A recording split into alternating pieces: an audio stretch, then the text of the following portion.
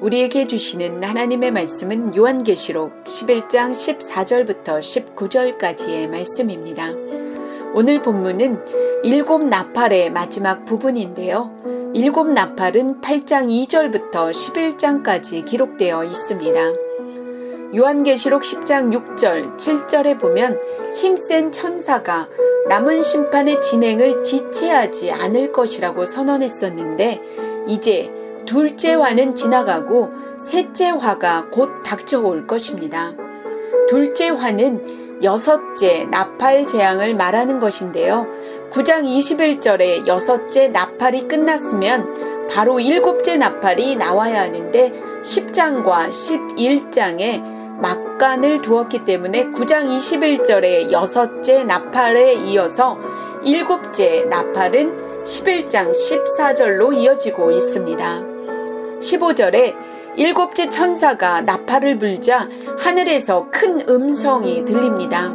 그 음성은 세상 나라가 우리 주와 그의 그리스도의 나라가 되어 그가 세세토록 왕노릇 하신다는 것인데 세상 나라는 우리 주님의 것이 되고 그리스도의 것이 되었고 주님께서 영원히 다스리실 것이라고 선포하고 있습니다. 이 말은 세상 나라가 성부와 성자 하나님의 나라로 완전히 회복되었다는 의미입니다.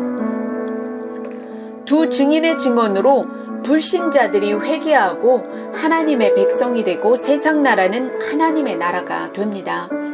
16절 17절 상반절에는 24장로들이 하나님께 엎드려 찬양을 하는데 그 내용은 옛적에도 계셨고 지금도 계신 주 하나님 곧 전능하신 이여라고 합니다. 이들이 찬양하는 하나님은 주권자 하나님, 전능자 하나님, 영원한 통치자 하나님이십니다. 하나님의 통치가 시작되자 18절에서 이방들이 분노하는데 그들이 분노하는 이유는 시편 2편에 기록된 것처럼 하나님의 통치를 못마땅하게 여겼기 때문입니다. 이들을 땅에 사는 자들이라고 하는데 이들은 벗어나려고 합니다. 요한이 심판에 대해 정리하기를 이방이 분노하였기 때문에 하나님의 진노를 샀고 그 진노로 인하여 심판을 받게 되었으며 심판의 대상은 죽은 자라고 합니다. 죽은 자가 누구일까요?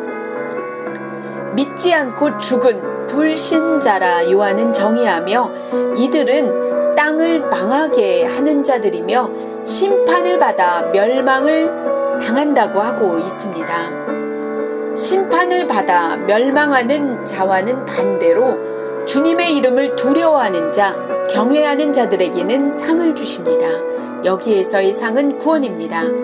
19절에서 24장로들의 말이 끝나자 하나님의 성전이 열리는데요. 그 안에 하나님의 언약궤가 보입니다. 언약궤를 보이시는 것은 감추어진 비밀들이 마침내 드러난다는 것을 의미합니다.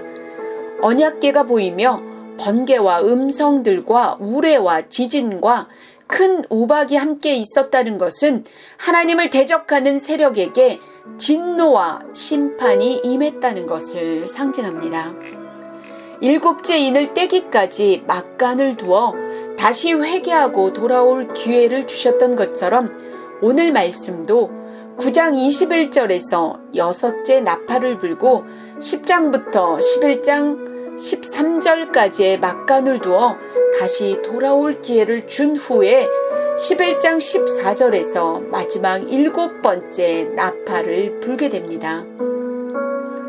두 증인의 역할은 불신자들을 하나님께 돌아오게 하고 세상 나라의 통치가 아닌 하나님 나라의 통치로 바뀌는 것이지만 이방들이 분노하였던 것처럼 하나님의 통치를 못마땅하게 여기며 그 음성에 반응하지 않고 믿지 않고 죽은 자들, 땅에 거하는 자들에게 이제 더 이상 기회는 없습니다.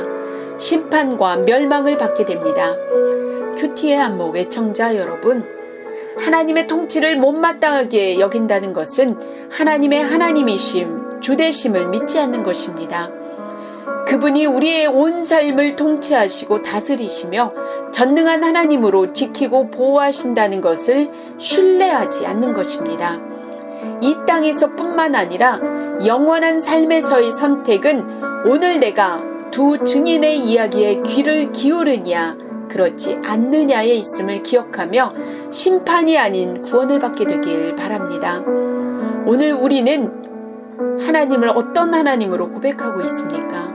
하나님의 통치 가운데 살아가고 계십니까?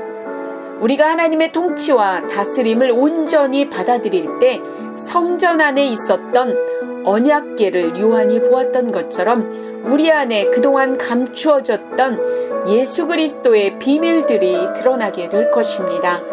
저와 여러분의 삶에 하나님의 주되심을 온전히 인정하며 살게 되길 바랍니다.